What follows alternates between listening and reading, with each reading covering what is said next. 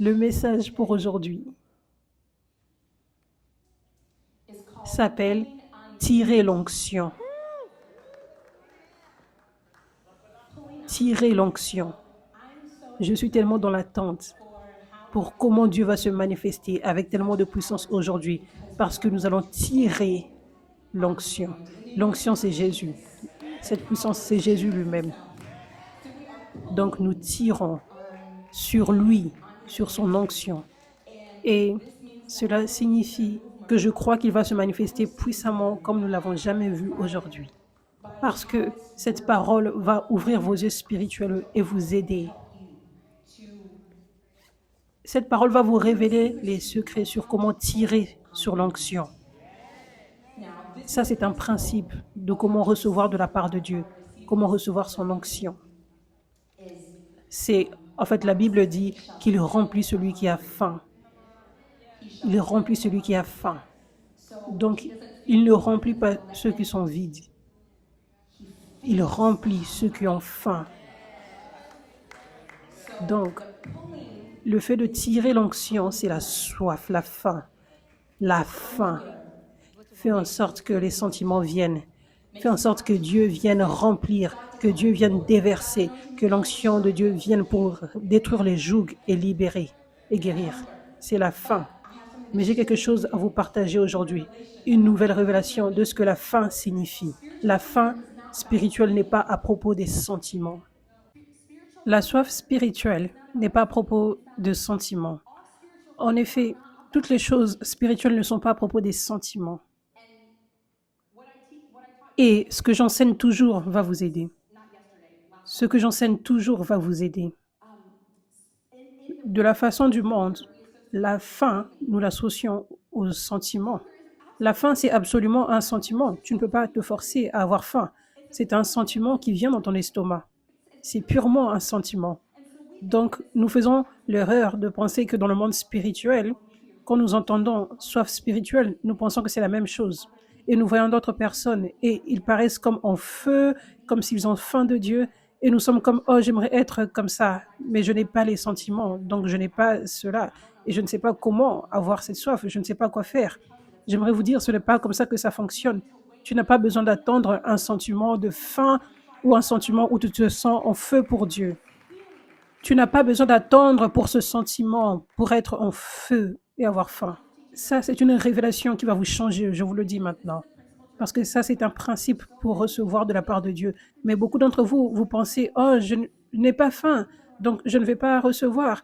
Mais ces gens ici ont faim et sont au feu, eux, ils vont recevoir. Non, plus à partir d'aujourd'hui. Après aujourd'hui, vous connaîtrez la vérité et la vérité vous rendra libre. Alléluia. Ça dit, premièrement, la soif. Le plus grand attribut de la soif spirituelle, c'est la crainte de Dieu.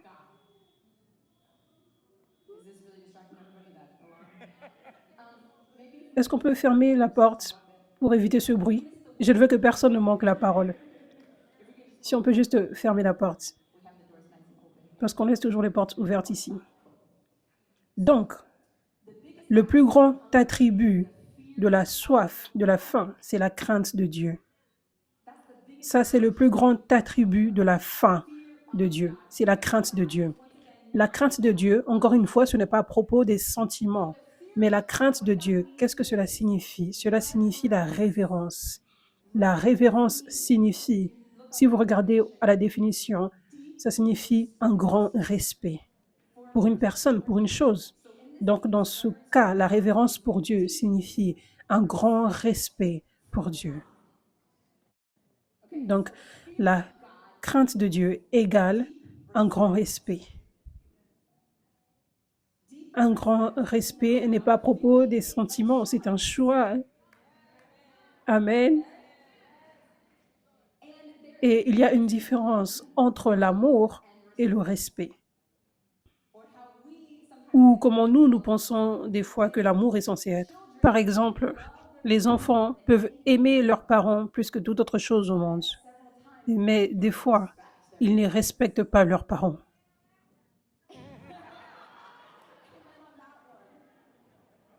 N'est-ce pas? Donc, des fois, nous, en tant qu'adultes, nous pouvons être comme des enfants dans notre amour envers Dieu. Et nous pouvons être de la même façon. Nous pouvons aimer Dieu. Nous pouvons réellement, authentiquement l'aimer tellement. Et nous pensons que nous faisons notre mieux pour l'aimer, mais réellement, nous l'aimons avec amour comme un enfant. Nous l'aimons basé sur nos sentiments. Nous l'aimons comme nous, nous voulons l'aimer et pas comment lui veut être aimé. Donc, l'amour mature, c'est de regarder au cœur de Dieu, c'est de regarder au cœur de Dieu, chercher son cœur, être après son cœur comme David était.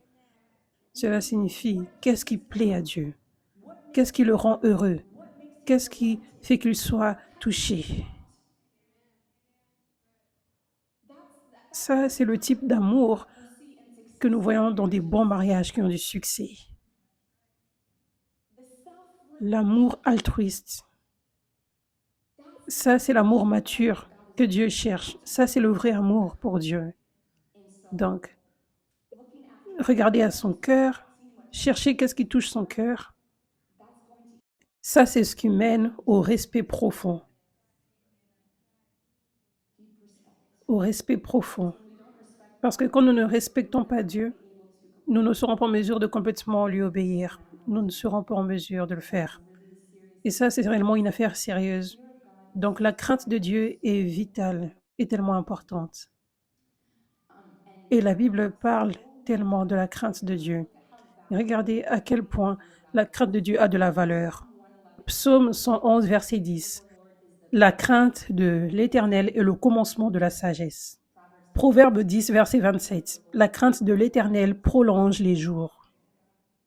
Proverbe 14, verset 27. La crainte de l'Éternel est une source de vie. Ésaïe 33, verset 6. La crainte de l'Éternel est un trésor. Psaume 112. L'homme qui craint l'Éternel est béni. À quel point il est béni, cet homme ou cette femme qui craint l'Éternel.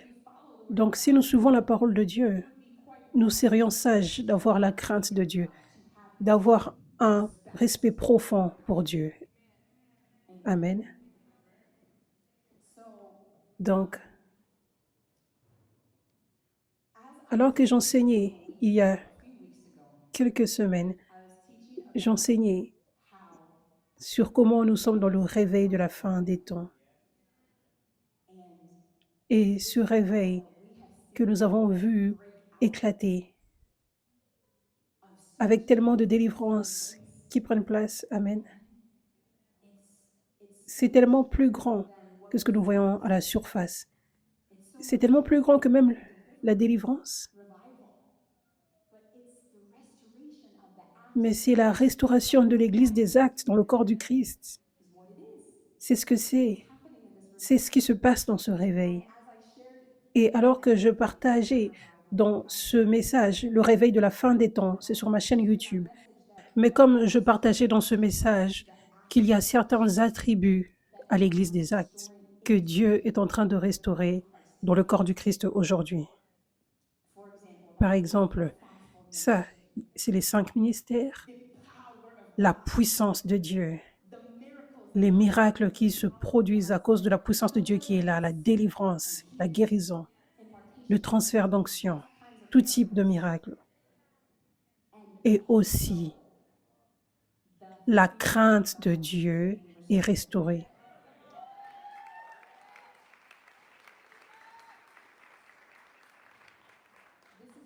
Ça, c'est ce que nous voyons dans l'Église des Actes. Et ça n'a pas été ici pendant longtemps dans le corps du Christ. Ici, aujourd'hui. La révérence pour Dieu dans son Église. L'Église, là où nous sommes aujourd'hui, nous sommes dans l'Église. Nous nous sommes rassemblés ensemble à l'Église aujourd'hui. Et ça, c'est tellement sacré, ce que nous faisons aujourd'hui, ce qui se passe ici, est tellement saint et précieux et sacré. Ça, c'est là que Dieu nous commande de venir ensemble pour le louer. Ça dit dans l'Église des Actes qu'il nous a commandé. Dans Hébreux, en fait, il dit, Hébreux 10, verset 25, « N'abandonnons pas notre assemblée comme c'est la coutume de quelques-uns. Donc ça, c'est littéralement une instruction de la part de Dieu. N'abandonnez pas votre assemblée, les rassemblements ensemble pour la louange et aussi pour recevoir des instructions. Dieu a des instructions qu'il veut te donner dans l'Église. Alors que nous nous rassemblons ensemble, nous ne pouvons pas éviter cela. Et ça, c'est tellement précieux. Il y a quelque chose de précieux lorsqu'on loue Dieu ensemble, que nous ne pouvons pas remplacer cette chose. C'est le ciel sur la terre. L'unité est tellement importante pour Dieu. C'est tellement important.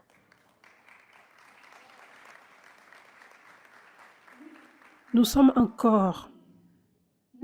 Nous ne sommes pas juste des parties individuelles. Nous sommes un corps. Ça, c'est une partie vitale d'être un enfant de Dieu. Et de vivre de cette façon, d'être unis, d'être un corps uni.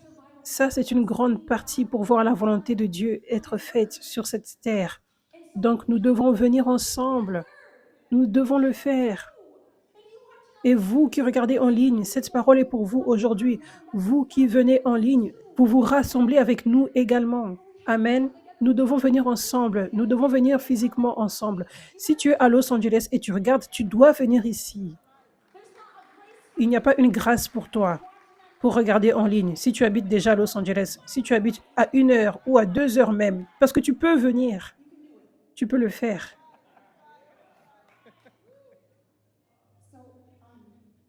Donc, c'est tellement vital de nous rassembler ensemble, de venir ensemble et de louer Jésus. Amen.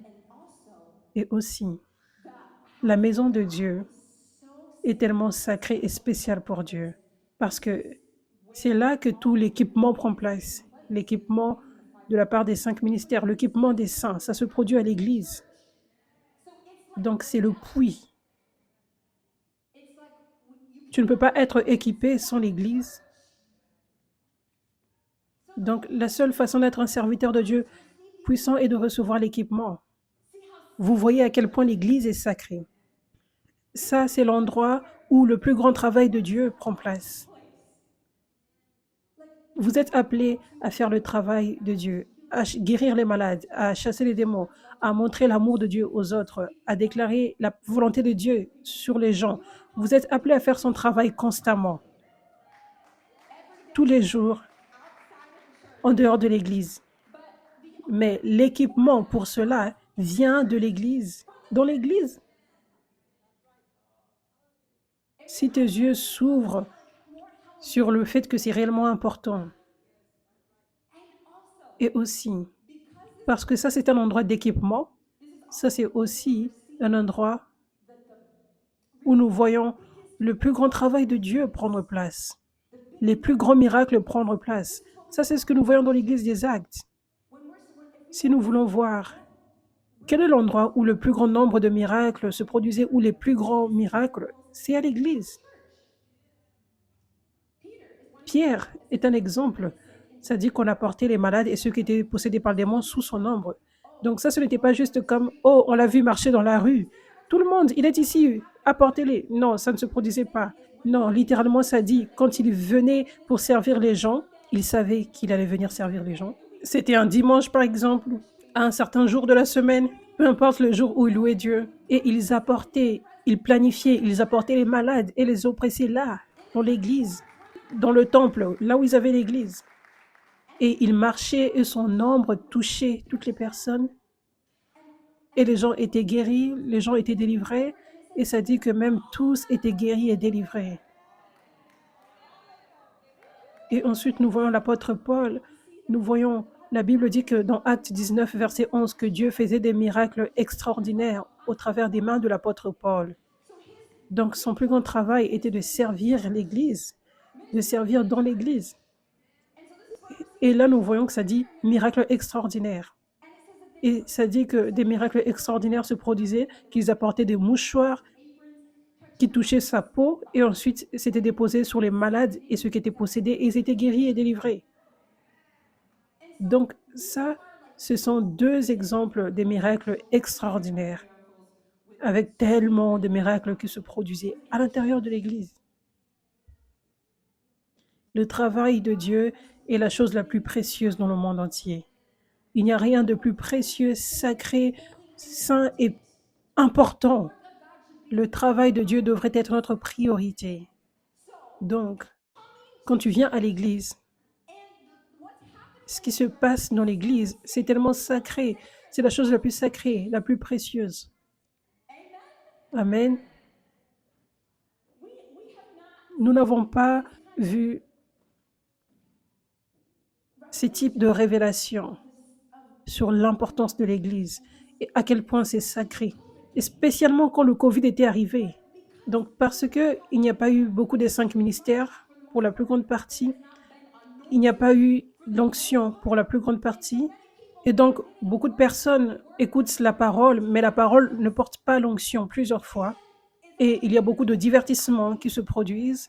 Et il y a beaucoup de focus sur les aspects sociaux de l'Église. Donc, il n'y a pas eu de la révérence pour la maison de Dieu et le travail de Dieu qui prend place dans l'Église. L'Église n'est pas un restaurant. L'Église n'est pas du divertissement. L'Église, c'est le ciel sur la terre, l'endroit le plus sacré où nous ne pouvons être, où le travail de Dieu précieux et saint est fait. Donc, la crainte de Dieu, avoir la révérence et un grand respect pour Dieu, égale aussi avoir un grand respect pour son travail, pour son Église. Quand tu viens à l'Église, ça, c'est le système de pensée que beaucoup n'ont pas eu depuis longtemps à cause du manque d'onction en général. Ça, c'est l'attitude que beaucoup d'entre vous et que beaucoup de chrétiens ont eu envers l'Église. Ils voient cela comme un restaurant et du divertissement. Cela signifie, quand je dis restaurant, je veux dire, ils viennent, oh, je viens d'être nourri. Tu viens au restaurant et tu viens là pour être servi. Et tu as ton propre agenda. Peut-être que tu es gentil au serveur, ils sont là pour te servir, tu as bien mangé, ton estomac est rempli, mais tu as un film que tu dois regarder. Tout d'un coup, tu commences à être méchant envers le serveur et tu dis au revoir, pas de dessert. Tu viens là pour être servi et tu es là pour ton plaisir, pour ton bien. Et tu peux faire ce que tu veux. Tu peux partir quand tu veux. L'église n'est pas un restaurant.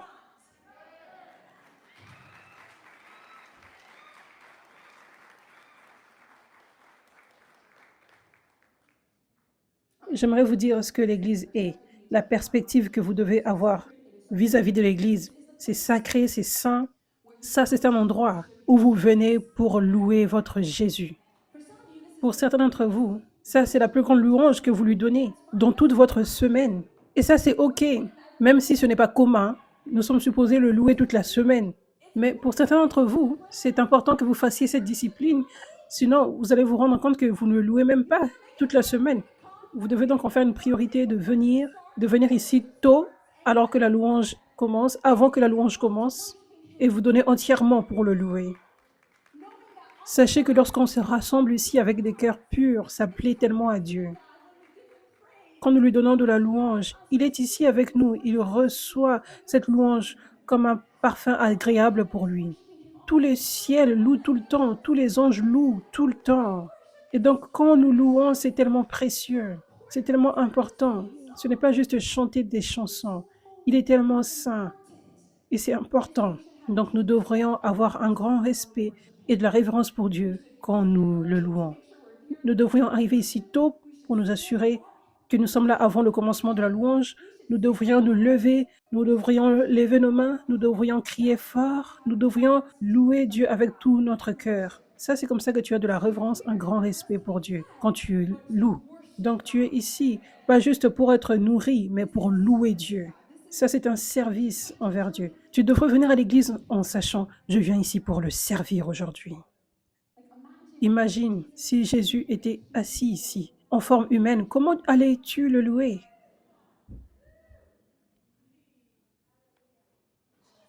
Jésus, en forme physique et en forme spirituelle, est le même.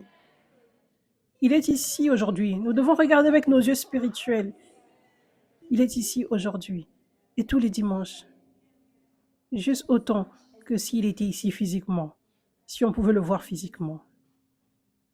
Donc, nous devons le louer en esprit et en vérité. Amen. Donc, nous sommes ici pour le louer. Nous sommes ici aussi. Sûrement, nous sommes là pour être nourris. Nous sommes là pour être nourris de la nourriture spirituelle. Mais c'est important que tu n'aies pas la perspective d'un restaurant. Je viens ici pour être nourri. Mais à la place, je viens pour que Dieu ait sa volonté. Je viens pour entendre la voix de Dieu pour ma vie. Je viens pour recevoir la correction, pour recevoir un reproche si j'en ai besoin. Je viens ici pour entendre une parole prophétique, quelque chose de nouveau que j'ai besoin d'entendre. Je viens ici peut-être pour être confondu, peut-être pour être nettoyé de toutes ces mauvaises doctrines que j'ai en moi. Je suis venu ici pour que Dieu fasse ce qu'il veut. Et je suis venu ici pour recevoir la guérison, la délivrance, si c'est ce dont j'ai besoin. Certains d'entre vous, vous ne savez même pas que vous avez peut-être besoin de guérison et de délivrance. Certains d'entre vous, vous avez déjà reçu la délivrance, mais il y a encore cette autre chose qui est là dans votre vie et vous ne savez même pas que c'est une oppression démoniaque. J'entends ces témoignages tout le temps. Les gens qui disent « Je pensais que j'étais totalement libre. » Et ensuite, Dieu a repris toutes ces choses pour lesquelles je n'avais même pas prié. Les choses qui paraissaient comme petites, mais il m'a libéré de toutes ces choses. Donc, tu devrais venir à l'église tout le temps avec cette attente et ce cœur d'abandon en te disant « Dieu, fais ce que tu veux. Si j'ai besoin de plus de liberté, délivre-moi, Seigneur. Si j'ai besoin de plus de guérison, guéris-moi, Seigneur. » Donc, tu viens avec cette attente. Je viens pour recevoir un miracle de la part de Dieu aujourd'hui. Fais ce que tu veux, Seigneur. Amen.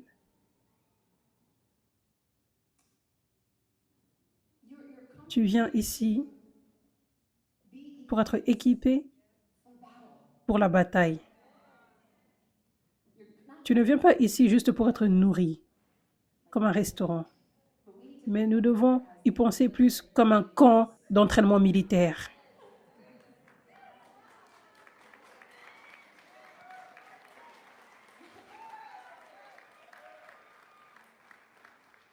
Quand tu t'entraînes pour être militaire, il y a tellement de respect pour le lieu où tu te trouves, pour l'entraînement, les règles qui sont là, et l'officier qui entraîne, n'est-ce pas? Il y a évidemment beaucoup de respect. Et tout le monde qui s'inscrit pour être militaire est OK avec ça. Ils sont prêts pour ça. Ils sont heureux pour ça, parce qu'ils comprennent que pour qu'ils soient en mesure de survivre dans les batailles, ils ont besoin d'être réellement équipés et plus forts que comme ils le sont maintenant. Donc ça, c'est une affaire sérieuse. Ils ne peuvent pas blaguer avec des choses. Donc ça, c'est pour cela que toute chose est stricte là-bas, parce que c'est une affaire sérieuse. Ce n'est pas quelque chose de confortable, c'est la vie et la mort. C'est de l'entraînement. Donc nous devons être sérieux sur notre entraînement, parce que ça aussi, c'est la vie et la mort dans le monde spirituel. Et ça peut inclure le monde physique également. Donc ça, c'est ce qui se passe quand tu viens ici, que ce soit au travers de la parole, du message, et aussi pendant le temps de prière, et les démons sont chassés, et toutes ces choses. Ça, c'est de l'entraînement. Ce n'est pas juste l'entraînement par la parole que tu entends, mais il y a l'onction qui vient sur toi pour nourrir ton homme spirituel, ce qui t'aide à devenir plus spirituel. Et ça t'aide à écraser plus ta chair. Donc, même juste entendre la parole, tu es changé par la parole, pas juste dans ton âme, mais spirituellement. Tes yeux s'ouvrent plus dans le monde spirituel pour que tu aies la victoire plus souvent dans ta vie.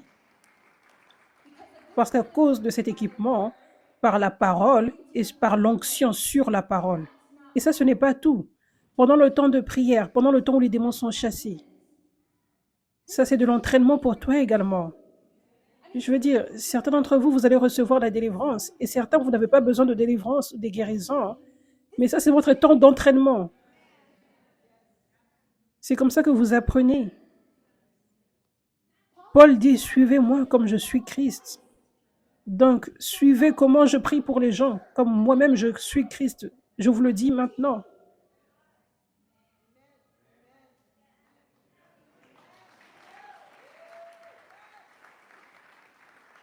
Ça, c'est réellement comme ça que tu apprends.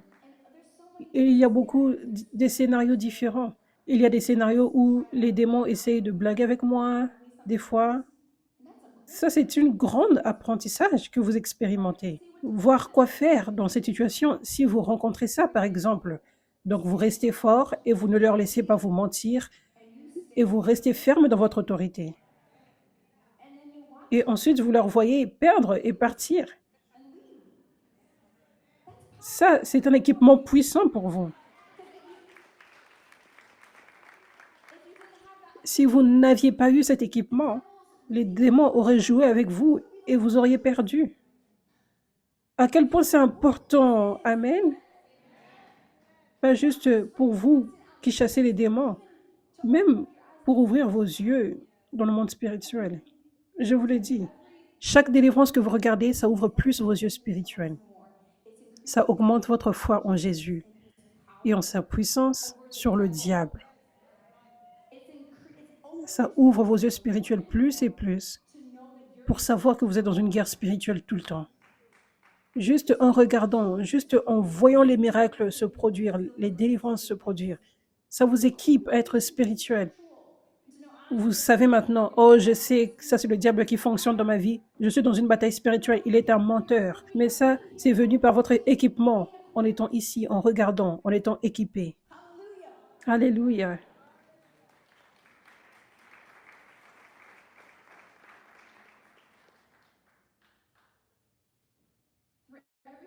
Avec toutes les choses, pas juste la délivrance.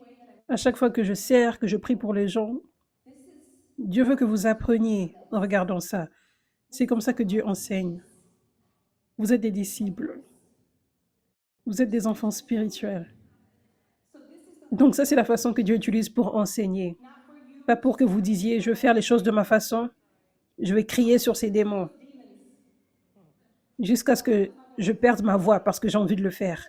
Non, apprenez, parce que Dieu fait quelque chose de nouveau. Et Dieu veut vous utiliser de cette façon, où vous êtes un serviteur de son onction et vous marchez dans la simplicité de sa puissance. Amen.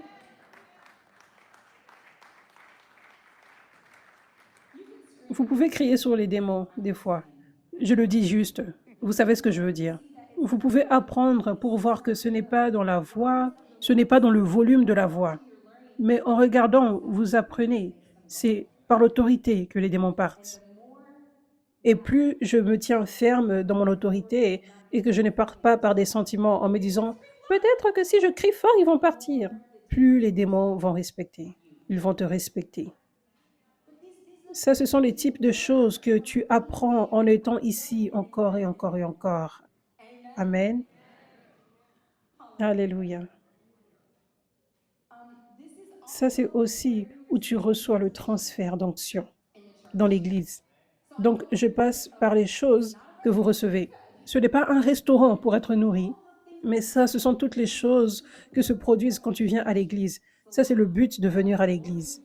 C'est beaucoup, beaucoup de choses glorieuses, pures, des choses puissantes. Amen. Donc, le transfert d'onction en fait partie. Psaume 25, verset 14. L'Éternel confie ses secrets à ceux qui le craignent. Le Seigneur dit ses secrets à ceux qui le craignent. Quels sont ces secrets? Premièrement, les secrets sont les révélations, les mystères de comment accéder à l'onction. Pour être un serviteur de l'onction de Dieu et aussi les secrets concernant les choses plus profondes, les mystères dans le monde spirituel, de comment le monde spirituel opère, de comment les démons opèrent Qu'est-ce qui fait en sorte qu'il s'en aille? Quoi faire dans cette situation à cause de ce qui se passe dans le monde spirituel? Ça, ce sont des secrets. Ça fait partie des secrets dont ça parle.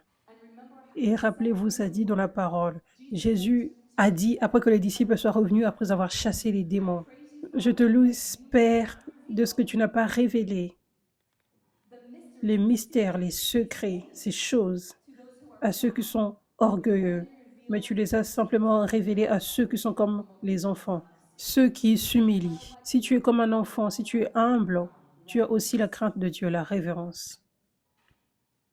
Donc, si tu veux être un serviteur qui marche dans l'onction de Dieu, tu dois respecter Dieu et son travail, sa maison. Amen. Si tu veux que Dieu te fasse confiance avec les secrets, tu dois le respecter en toute façon, son travail, son Église. Amen. Alléluia. Donc, ce dont je parle, le respect du travail de Dieu dans l'Église, avoir ce respect. J'ai mentionné premièrement avec la louange que tu devrais louer avec tout ce qu'il y a en toi et louer en esprit et en vérité. Avant cela, j'avais mentionné viens tôt. Je sais que des fois, on commence après 13 heures, mais nous allons commencer de plus en plus proche de 13 heures, à moins qu'il y ait des difficultés techniques. Donc, on va commencer toujours à 13 heures. Donc, j'aimerais vous encourager d'être ici pour 13 heures, pour qu'on commence à louer Jésus tous ensemble. Amen. Donc, ça, c'est comme ça que nous avons la révérence pour Dieu dans sa maison, dans le travail de Dieu. On vient tôt, on médite dans nos pensées, alors qu'on vient, ça c'est tellement précieux, ce que je veux faire. Je veux entrer dans une terre sainte pour louer mon Seigneur Jésus et recevoir de sa part, et recevoir l'équipement. Et je veux le laisser faire ce qu'il veut avec moi. Ça c'est tellement précieux. Nous devrions méditer dessus tout au long de la semaine. Nous devrions y penser et remercier Dieu pour ça. Nous préparer pour ça. La nuit d'avant, le matin, en conduisant ici. Amen. Louer en esprit et en vérité. Et pendant le message, pour que tu sois attentif, pour que tu sois ferme sur ta chaise, pas physiquement, mais à l'intérieur. Tu es dans l'attente. Je veux recevoir une parole aujourd'hui dont j'ai besoin, que Dieu lui-même me parle. Pour avoir ça dans ton cœur, pour avoir cette attention. Évidemment, ne pas être sur ton téléphone, sauf si tu prends des notes ou si tu regardes l'application Bible. Amen. Mais ne sois pas distrait, mais sois focalisé. Amen. Et assure-toi que ton téléphone est silencieux, toutes ces choses. Donc tu as ces cœurs où tu es comme, je vais m'assurer de ne pas faire quelque chose qui est irrespectueux pour Dieu dans cette maison, qui peut causer une distraction, qui peut causer que son travail de Dieu ne soit pas fait avec tranquillité, avec efficacité, avec excellence comme il le voudrait. Amen. Et ensuite, quand ça, on vient au temps de prière, quand Dieu se manifeste avec puissance et il libère les captifs et il guérit les malades et il relâche son onction et il parle prophétiquement à ses enfants, à quel point cela est sacré.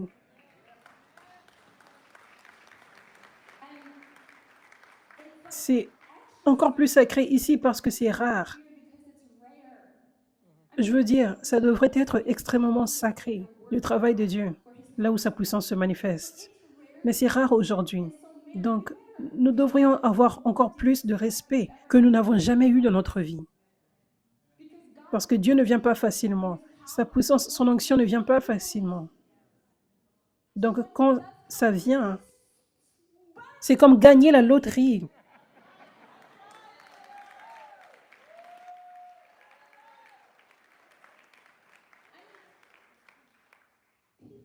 Les gens voyagent dans le monde entier pour venir ici chaque semaine. La semaine dernière, il y avait quelqu'un du Pays-Bas, quelqu'un du Royaume-Uni pour être libéré, et cette personne était libre, quelqu'un d'Australie, quelqu'un de Chili. Ça, c'est une semaine normale. Ça devient toutes les semaines ici. Ça, c'est à quel point ça a de la valeur. À quel point l'onction de Dieu qui est ici est, le travail de Dieu est. Donc, nous devrions ne pas oublier ce fait. Nous devrions nous rappeler à quel point c'est spécial et précieux et à quel point ça a de la valeur, le travail de Dieu ici. Nous devrions ne jamais le prendre pour acquis. Que nous ne perdions jamais notre émerveillement, que nous ne devenions jamais ennuyés des miracles de Dieu, que nous ne soyons jamais ennuyés de voir quelqu'un être libre. Ça, c'est la chose la plus belle, excitante et miraculeuse dans le monde entier. À chaque fois que ça se produit, à chaque fois que quelqu'un est libéré. Donc, quand ce temps de service prend place, renouvelle tes pensées à ce moment-là. Certains d'entre vous, vous venez ici toutes les semaines. Renouvelle tes pensées, ne va pas juste par les émotions, renouvelle tes pensées, à quel point c'est sacré et saint, à quel point ça a de la valeur. Sois excité pour que toi-même tu reçoives et sois excité pour que les autres reçoivent. C'est un jour où ta vie va changer, c'est un jour où la vie des autres va changer. Et quand l'onction est relâchée, la guérison, la délivrance prend place, le transfert d'onction, la parole prophétique, c'est un temps pour que chacun d'entre vous receviez de la part de Dieu. Pas juste la personne qui a reçu la prière. Il y a des témoignages innombrables que j'ai entendus. Des gens qui ont reçu des miracles, qui ont été libérés, qui ont été guéris, qui ont reçu une parole prophétique pour eux-mêmes, alors qu'une autre personne recevait une prière personnelle, en regardant en ligne ou en étant ici. Donc, ce qui est vraiment important, c'est que tu saches qu'à chaque fois que tu viens ici, pas seulement Dieu va relâcher des choses au travers de la parole, mais Dieu a prévu de relâcher sur toi ce que tu sais que tu as besoin. Et il veut te le donner pendant ce temps où l'onction coule, pendant le temps de prière. Le temps de prière pour les malades, les oppressés. Ce n'est pas juste le temps pour que les gens qui ont besoin de délivrance reçoivent. Il est temps pour que chacun d'entre vous receviez. Ce n'est pas juste le temps pour que ceux qui reçoivent une prière personnelle. C'est le temps pour que chacun d'entre vous reçoive. Certains d'entre vous, vous ne savez même pas ce dont vous avez besoin. Vous pensez que vous êtes bon, vous êtes délivré, mais il y a quelque chose d'autre que Dieu veut faire. Mais vous devez rester et être dans l'attente, avoir faim en ayant ce respect profond et de la révérence pour Dieu. Donc, c'est ton temps pour recevoir. Tu ne sais pas quand est-ce que Dieu va relâcher. Je sais qu'il va relâcher plus que ce que tu penses. Il va relâcher plus que ce que tu penses. Il va relâcher pendant tout ce temps. Amen.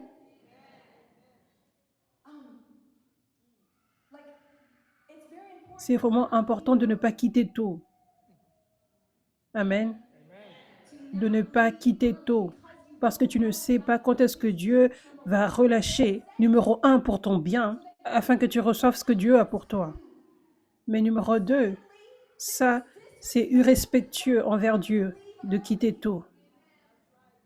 Je ne me préoccupe pas si c'est 3 heures. Si c'est 3h30, c'est irrespectueux pour Dieu. Parce que son travail est tellement sacré. Ce n'est pas apôtre Catherine qui conduit ici, c'est le Saint-Esprit qui conduit ici.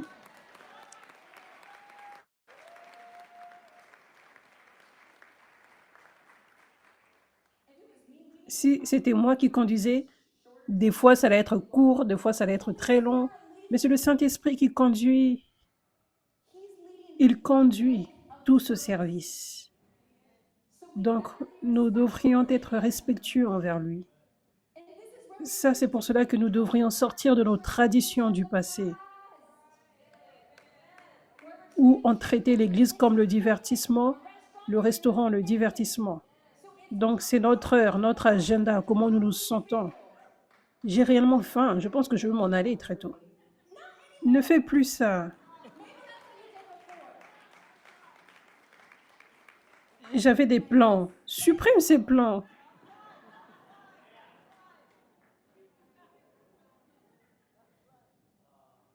Vous avez tous une volonté libre ici. Même si aujourd'hui vous aviez des plans, c'est OK, vous avez une volonté libre. Mais je dis juste que cette transformation de l'épouse de Christ est majeure. Elle n'est pas petite. Donc, nous devons briser nos anciennes traditions d'Église.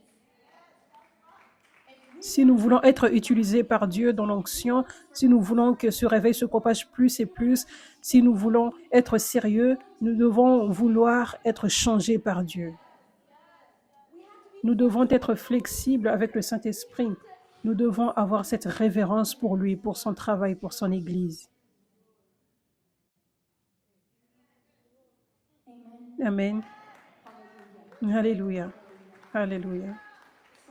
Donc, en termes de quitter, ne quitte pas juste pour toi-même. Parce que Dieu peut relâcher sur toi à la fin et tu pourras y manquer. Nous ne voulons pas y manquer. Ça n'en vaut pas la peine. Ça n'en vaut pas la peine, je vous le dis. Et numéro 2, c'est de la désobéissance. Ça ne plaît pas à Dieu. Nos cœurs devraient être comme « Seigneur, je ne veux jamais te blesser. Je veux te respecter profondément dans toutes choses que je fais. » Amen.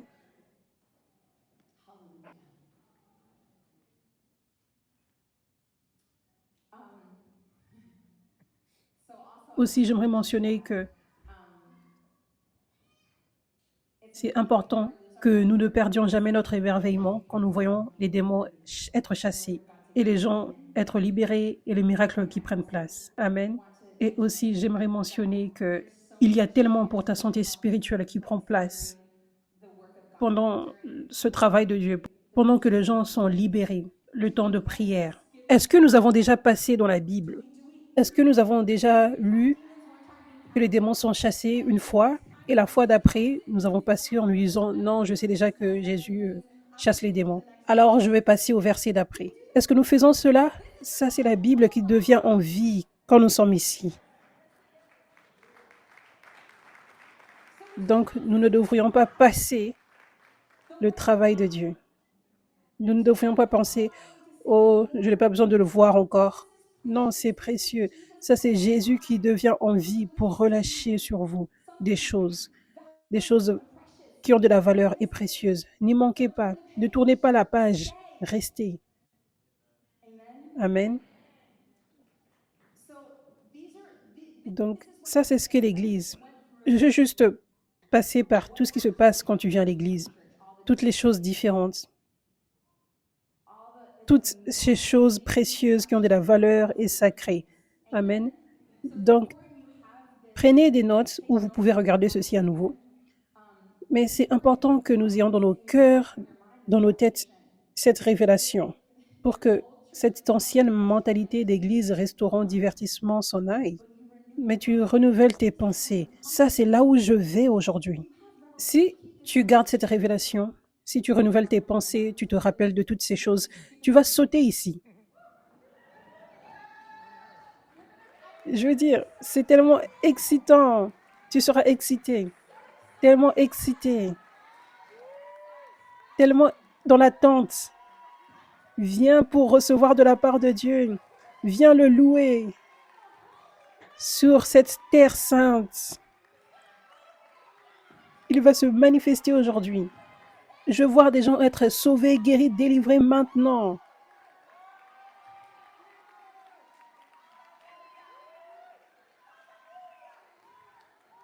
Ça, c'est pour cela que certains d'entre vous ici, quand je suis montée et j'ai dit bienvenue tout le monde, certains ont été déjà très excités parce qu'ils ont déjà cette révélation. Oui, ça, ce sera la nouvelle tradition.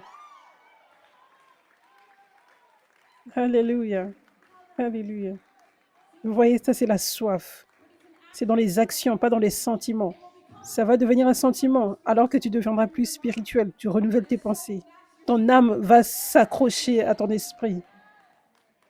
J'aimerais aussi mentionner dernièrement que venir à l'église et se comporter de cette façon, avoir cette révérence, ce respect profond, c'est aussi, en fait, ce n'est pas juste pour ton bénéfice, ce n'est pas juste que ça plaît à Dieu, mais c'est ta responsabilité. C'est ta responsabilité. Parce que le réveil, c'est maintenant. Et Dieu a choisi de commencer ce réveil que nous voyons ici, à Los Angeles. Ça, c'est devenu un puits et les gens voyagent au travers du pays toutes les semaines depuis que ça avait éclaté au mois de mai 2021 sans échouer. Toutes les semaines, les gens ont voyagé ici. Et maintenant, c'est devenu aussi internationalement. OK? Donc ça, c'est le puits maintenant. Ici, c'est le puits, à partir d'où le réveil se propage. Tellement reçoivent en ligne depuis le monde entier. Donc, si tu es ici, tu es réellement appelé à être un leader dans ce réveil de la fin des temps. Tu es réellement appelé à être un leader. Et ça, c'est tellement important que nous vivions de cette façon, que nous vivions avec cette référence, ce respect pour Dieu dans sa maison. Parce que plus nous ferons cela, plus l'onction va être déversée, plus l'onction va descendre ici. Je vois ce principe partout où je sers les gens. Plus les gens ont soif, plus Dieu se manifeste. C'est un principe. Celui qui a soif doit recevoir. Donc, plus il y a de la soif, plus il y a de la réception. Plus l'onction vient, à chaque fois. À chaque fois, c'est un principe. Donc, sérieusement, si chacun d'entre nous avait cette révérence, Dieu se manifesterait plus et plus et plus et plus. Et ça ferait que le réveil se propage plus et plus et plus pour aller dans des stades. Mais ça, c'est le leadership. Le leadership, ce n'est pas avoir un micro, ce n'est pas avoir une position. C'est avoir un grand respect pour Dieu dans sa maison et faire partie du corps en faisant ta partie. Oui, parce que ça n'a pas d'importance à quel point je suis ointe, par exemple. Si les gens n'ont pas soif, alors Dieu ne va pas se manifester. Donc, vous êtes tous appelés à être des leaders. Imaginez mon corps comme le corps du Christ maintenant. Imaginez, je suis étalé par terre, je dors, tout dort. Mais imaginez toutes les parties du corps réveillées, les yeux ouverts, la bouche ouverte, les oreilles ouvertes, levées sur mes pieds, les mains levées, la position de soif, de respect, la position où on reçoit de la part de Dieu. Et donc ça, c'est comme le corps du Christ. Donc, si tu es l'auriculaire, tu fais une grande différence. Si tu es endormi, ah, je ne peux pas baisser mon auriculaire. On va dire le pouce. Si tu es le pouce et tu es endormi comme ça fait une grande différence. Plus nous avons cette révérence, plus Dieu va se manifester. Donc, tu es un leader sérieux. Tu es un leader sérieux. Comme Jésus, dans sa propre ville, il n'a pu faire presque aucun miracle à cause du manque de foi. Si tu attendais pour ces grandes personnes qui avaient beaucoup de foi, mais tu étais la seule personne dans cette ville, c'est très mauvais. Tu as manqué au mouvement de Dieu, même si Jésus lui-même était là.